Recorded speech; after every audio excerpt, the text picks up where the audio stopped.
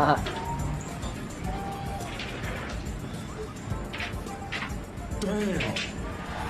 அடடா.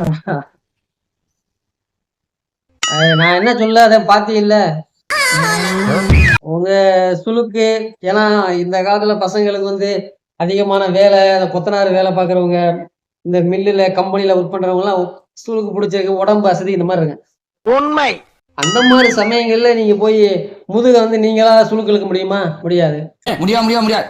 சிலவங்க அப்படி கையில நீவி விட்டாலும் அவருடைய இது பத்தாது.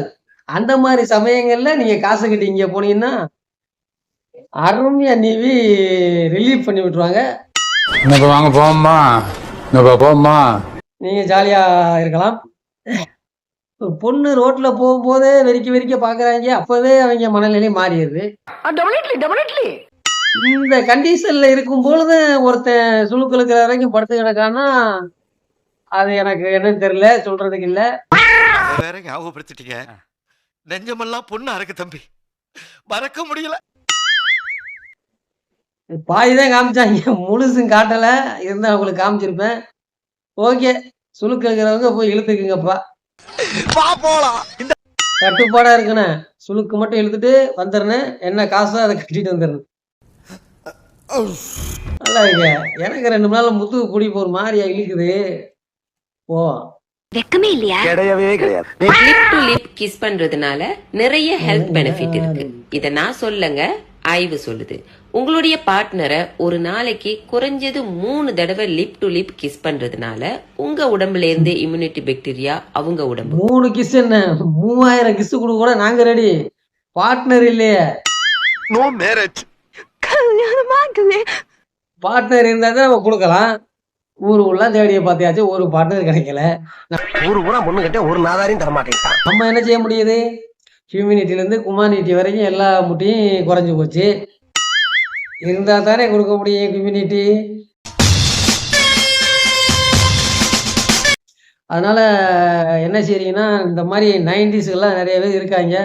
அவங்க எல்லாரும் சீக்கிரமா கல்யாணம் பண்ணீங்கன்னா தான் தமிழ்நாட்டு பெண்கள் அவங்களுக்கு ஹியூமினிட்டி கிடைக்கும். ஆம். இப்ப இருக்கிற பாதி பெண்கள் இந்திக்காக கல்யாணம் பண்ணிடுறேன். இப்ப ஒரு சில பொண்களை வெளிநாட்டுல இருந்து கல்யாணம் பண்ணி கூட்டி போயிடுறாங்க. இவங்க எப்படி கல்யாணம் பண்ணுவாங்க?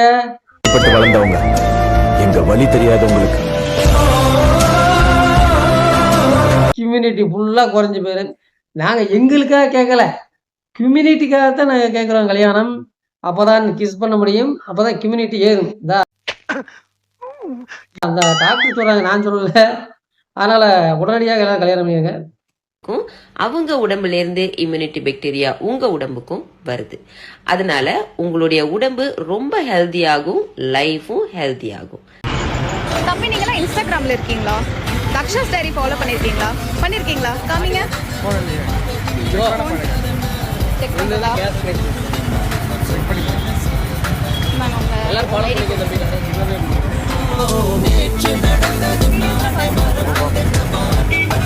அவன்கிட்ட செல்லே இல்ல. இப்ப நான் இவங்களுக்காக இதை நான் சொல்ல வரல. நிறைய பேருங்க இந்த இன்ஸ்டாகிராம் ஃபாலோ பண்றதுக்காகவே ரோட்ல எவனா நடந்து போயிட்டு இருந்தான்னா அவனை கூப்பிட்டு, நான் உங்களுக்கு 500 ரூபா தரேன், நீங்க இந்த ஐடியா ஃபாலோ பண்ணிருக்கீங்களா அப்படின்னு. அவன் இல்லைன்னு சொன்னான்னா அவன்கிட்ட செல்ல எடுத்து அங்கனுக்கே ஃபாலோ பண்ண சொல்லிடுறாங்க. இதுல எவனாவது ஒருத்தன் கொய்யாப்பழம் வித்துக்கிட்டு இருப்பான்.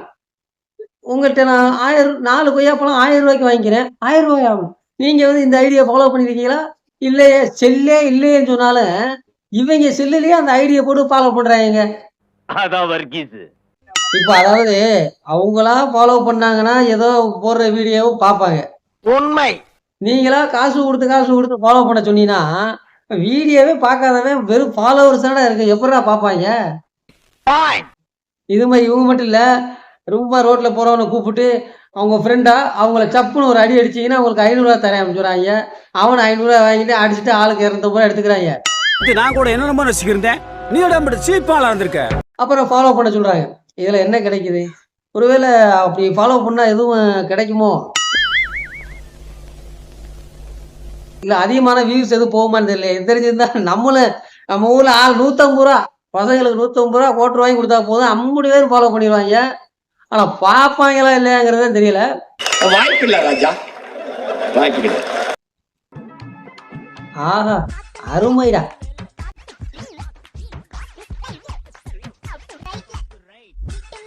அடடடடா.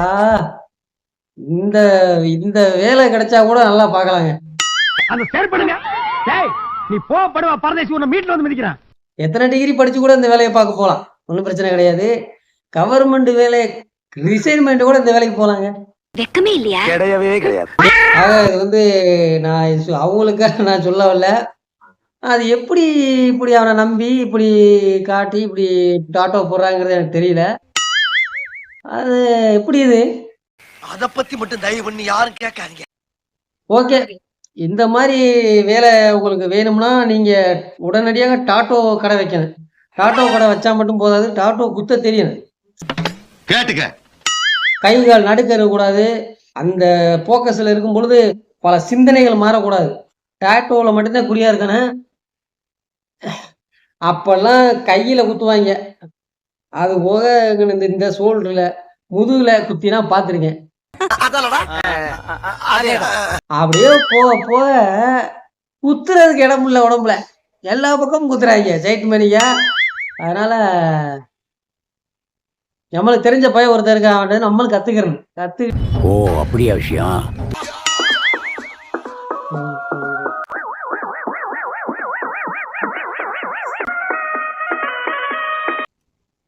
அதாவது இவங்க மட்டும் இல்ல, நிறைய ஹீரோ ஹீரோயினி சீரியல்ல நடிக்கிறவங்க, இன்ஸ்டாவில் இருக்கிறவங்க கூட நிறைய பேர் இந்த மாதிரி ஒரு விசேஷத்துக்கு போனாலோ, ஏர்போர்ட்டுக்கு போனாலோ, ரயில்வே ஸ்டேஷன் போனாலோ பாடி கார்டோட தான் போறாங்க. சரி, ஆக்சுவலா அது எனக்கு தெரியல. இப்போ ஏர்போர்ட்ல போறோம், ஓகே. ஏர்போர்ட்ல யாராவது உங்களை எதிரிகள் கொல்ல வந்துட்டாங்கன்னா அங்கேயே போலீஸ் இருக்கு, காப்பாத்திடுவாங்க. சரி சரி, ஒரு கடைக்கு, ஒரு மார்க்கெட்டு, ஒரு கடை திறப்பு விழாவுக்கு போறீங்க.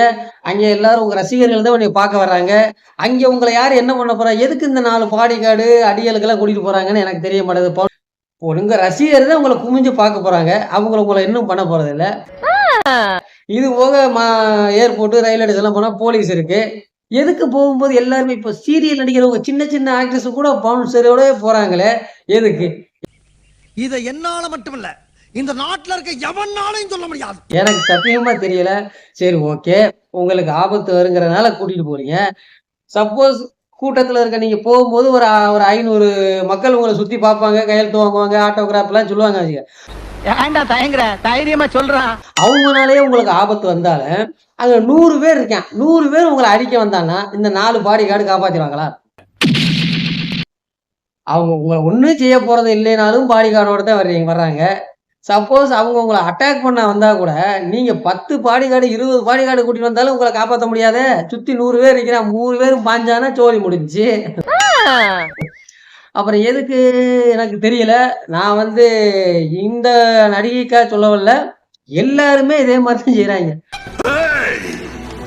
நாளையில இருந்து நம்மளும் பாத்திரம் போகும்போது பாடி கார்டோட போனேன். சரி, எங்க போனாலும் பாடி கார்டு. ஒயின் ஷாப்புக்கு மட்டும் கூட்டி போக கூடாது, அவங்களுக்கு வாங்கி கொடுக்கணும். ஸோ பாடி கார்டு அவசியம் இல்லை. ஏதோ ஒரு முதலமைச்சர், மந்திரி போறாங்கன்னா கட்சியை பிடிக்காதவங்க, கொள்கை பிடிக்காதவங்க இருப்பாங்க. சரி, அவங்க கூட்டிட்டு போறாங்க. சரி, நடிகை போறாங்கன்னா பாக்குறதுக்கு தான் 10 பேர் சுத்தி வருவாங்க. எதுக்கு பாடி கார்டு? தெரிஞ்சா நீங்க கமெண்ட்ல சொன்னாலும் சரி, நேர்லயே சொன்னாலும் சரி. வீட்டிற்கே சமைத்து கொடுக்கும் முறை அறிமுகம். வறுவல், பொரியல்.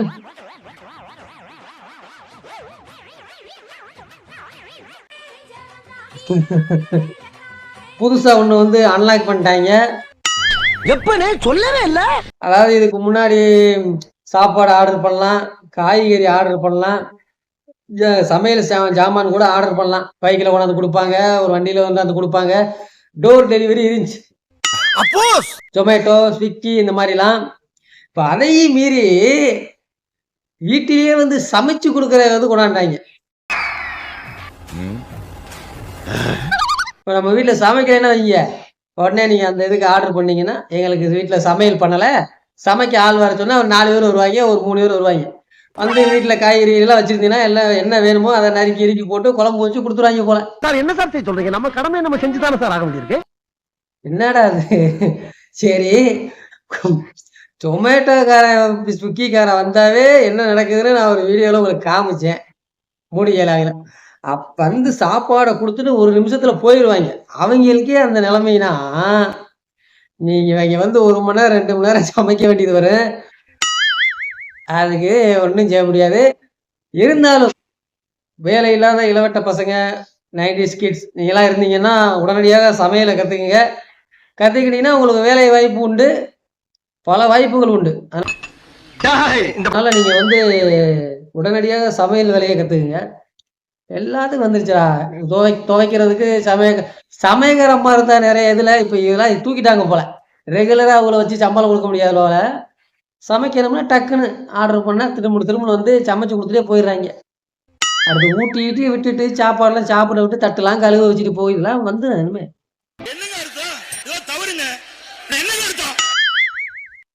அருமையா சமைச்சுதான் சாப்பிடறாங்கல்ல. அதுக்கு ஆப்பு வந்து லேடிஸ் வேணும்னா லேடிஸ், ஜென்ஸ் வேணும்னா ஜென்ஸ். சமைக்கிறான், நம்மளும் சமைக்கிறான். இந்த சரக்கு இந்த ஜூஸ் கூட மிக்ஸ் பண்ணா கிரீன் கலர்ல மாறும். எப்படின்னு பார்க்கலாம். அதாவது தண்ணி அடிக்கும் பொழுது பாருங்க. சரக்கை ஊத்துறாங்க. சரக்கை ஊத்திட்டு அதுல கூல்ட்ரிங்க்ஸை கலக்குறாங்க.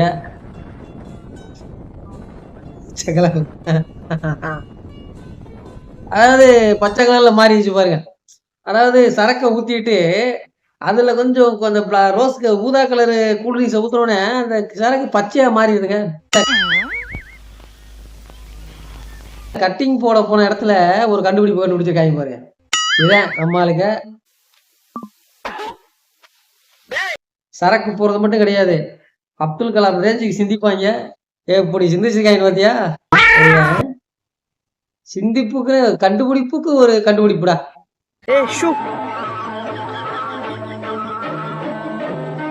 இந்த நேரத்துல நீ தூங்க கூடாது. என்ன பண்ணுவாரு பாப்போம். ஒரே வழி.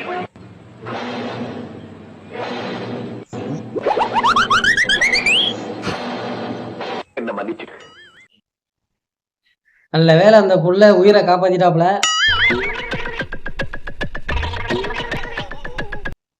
அதாவது உடம்பு சரியில்லைன்னா காய்ச்சல் அடிச்சுச்சுன்னா ஆஸ்பத்திரிக்கெல்லாம் யாரும் போகாதீங்க. சப்போஸ் உங்க காதலிக்கோ யாருக்கோ உடம்பு சரியில்லாம போச்சுன்னா நீங்க ஆஸ்பத்திரி கூட்டி போறதோ மாத்திரை கொடுக்கறதோ வேண்டாம். சார் சொன்ன மாதிரி நீங்க அவர் என்ன செஞ்சாரோ அதை நீங்க செஞ்சுருங்க.